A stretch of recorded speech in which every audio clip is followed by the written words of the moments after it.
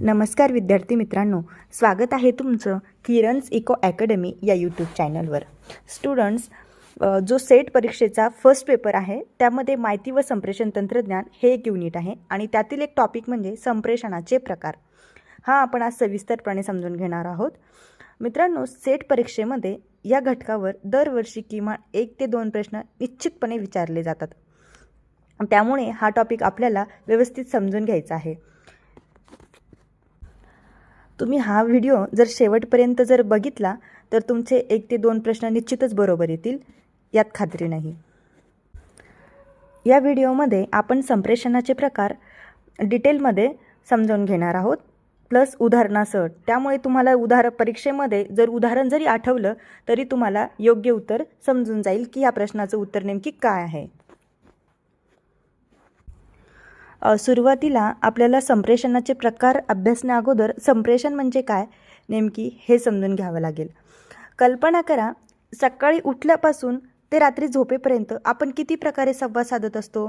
आईवडिलांशी बोलणे, मित्रांना मेसेज करणे, शिक्षकांचे व्याख्यान ऐकणे, मोबाईलवर व्हिडिओ पाहणे किंवा सोशल मीडियावर माहिती शेअर करणे, हे सर्व संप्रेषणाचीच उदाहरणे आहेत.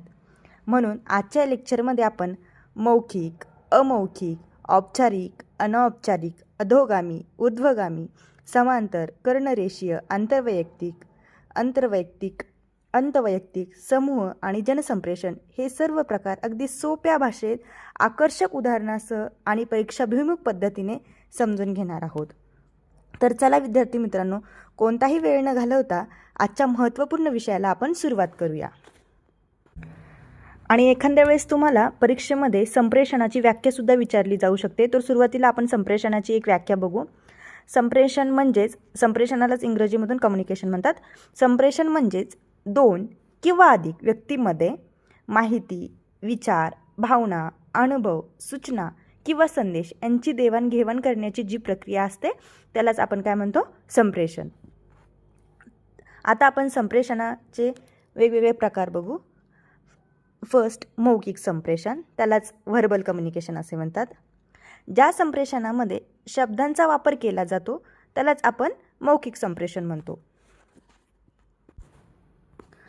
उदाहरणार्थ, शिक्षक वर्गात म्हणतात, उद्या सर्व विद्यार्थ्यांनी असाइनमेंट जमा करायची आहे. येथे शब्दांचा वापर झाल्यामुळे हे संप्रेषण कोणतं झालं, मौखिक संप्रेषण. आता तुम्हाला एक्झाममध्ये जर तुम्हाला एक्झॅक्ट जे कीवर्ड आहे ते म्हणजे verbal communication equal to word are use. तुम्हाला पेपरमध्ये क्वेश्चनमध्ये असेल व्हर्बल कम्युनिकेशन ओळखा, म्हणजेच मौखिक कम्युनिकेशन जर ओळखा, आणि ऑप्शनमध्ये जर तुम्हाला हे पण दिसून येईल की वर्ड्स आर यूज, तर तुम्ही कशाला टिक करणार, वर्ड्स आर यूज. कारण आपण मौखिक संप्रेषणामध्ये कशाला प्राधान्य देतो, शब्दांना. त्यानंतर अमौखिक संप्रेषण. अमौखिक संप्रेषण म्हणजे काय, कधी कधी आपण एकही शब्द न बोलता समोरच्याला संदेश देत असतो. सपोज तुमची आई फक्त रागाने बघते आणि तुम्हाला समजतंय की काहीतरी आपली चूक झाली आहे. तसंच शिक्षक एखाद्या वेळेस काय करतात, हसून मान हलवतात आणि विद्यार्थ्यांना समजते की हां, उत्तर बरोबर आहे. तर अशा वेळेस शिक्षक काय करतात, शब्दांचा वापर न करतात, फक्त काय करतात, देहबोली करतात.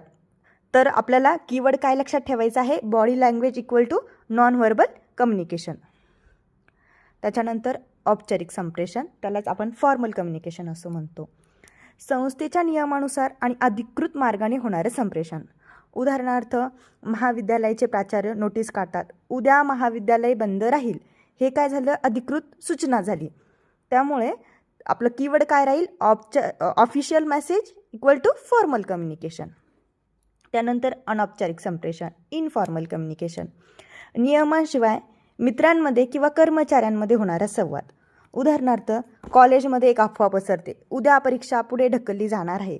कोणतीही अधिकृत घोषणा नसतानाही बातमी काय होते, पसरत जाते. त्यालाच आपण ग्रे पॉईंट कम्युनिकेशन सुद्धा म्हणू शकतो. तुम्हाला जर एखाद्या वेळेस क्वेश्चनमध्ये असेल की इनफॉर्मल कम्युनिकेशन कशाला म्हणतायत आणि ऑप्शनमध्ये राहील ग्रे पॉईंट, तर तुम्ही काय टिक करणार, ग्रे पॉईंट कम्युनिकेशन. म्हणजेच काय, नियमाशिवाय सुद्धा आपल्याला काय करता येतो, संवाद साधता येतो.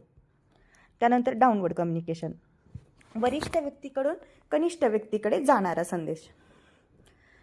उदाहरणार्थ, मुख्याध्यापक शिक्षकांना सूचना देतात, या आठवड्यात पालक सभा आयोजित करा. तर हे काय झालं आहे, वरिष्ठ व्यक्तीकडून कनिष्ठ व्यक्तीकडे काय गेला आहे, संदेश गेला आहे. म्हणजे हे कम्युनिकेशन कसं झालं, वरून खाली म्हणजेच डाऊनवर्ड, टॉप टू बॉटम. तर आपल्याला कीवर्ड काय लक्षात ठेवायचं आहे, downward communication, top to bottom. त्यानंतर ऊर्ध्वगामी कम्युनिकेशन, अपवर्ड कम्युनिकेशन, कनिष्ठाकडून वरिष्ठाकडे म्हणजे काय, खालून वरती. बॉटम टू टॉप म्हणजे काय, शिक्षक मुख्याध्यापकांना काय करतात, एखादा अहवाल सादर करतात. तर आपल्याला कीवर्ड काय लक्षात ठेवायचं आहे, upward communication, bottom to top. त्यानंतर समांतर कम्युनिकेशन, हॉरिझॉन्टल कम्युनिकेशन म्हणजे काय, समान पदावरील व्यक्तीमध्ये होणारे संप्रेषण. सपोज 2 शिक्षक वार्षिक कार्यक्रमाची योजना आखत आहेत, तर हे दोन्ही शिक्षक काय ते समान पातळीवरचे आहेत. तर आपल्याला कीवर्ड लक्षात ठेवायचा आहे, same level equal to horizontal communication. त्यानंतर कर्णरेषीय संप्रेषण, त्यालाच आपण डायगोनल कम्युनिकेशन म्हणतो.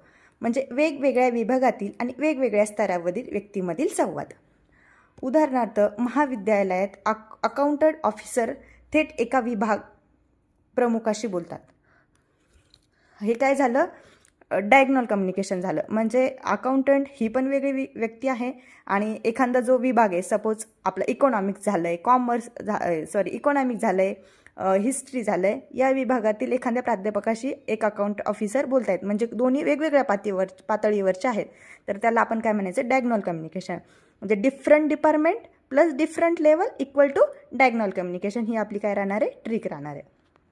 त्यानंतर आंतरवैयक्तिक संप्रेषण म्हणजे इंटरपर्सनल कम्युनिकेशन. सोपं आहे इंटरपर्सनल कम्युनिकेशन म्हणजे 2 व्यक्तीमधील संवाद.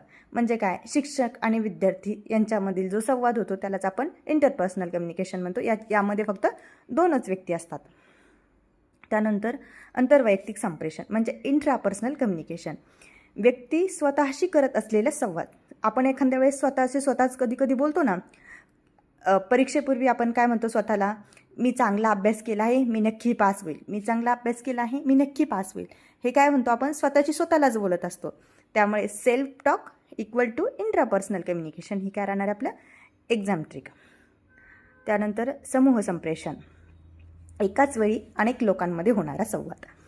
वर्गातील चर्चासत्र, मीटिंग आणि सेमिनार, याला आपण काय म्हणणार आहे, ग्रुप कम्युनिकेशन. कारण ग्रुपमध्ये सगळे लोक एकत्र आलेले आहेत आणि एकत्र चर्चा करत आहेत. त्यानंतर जनसंप्रेषण, मास कम्युनिकेशन, मोठ्या लोकसमूहापर्यंत संदेश पोहोचवणे. उदाहरणार्थ TV वरील बातम्या, रेडिओ, यूट्यूब, सोशल मीडिया.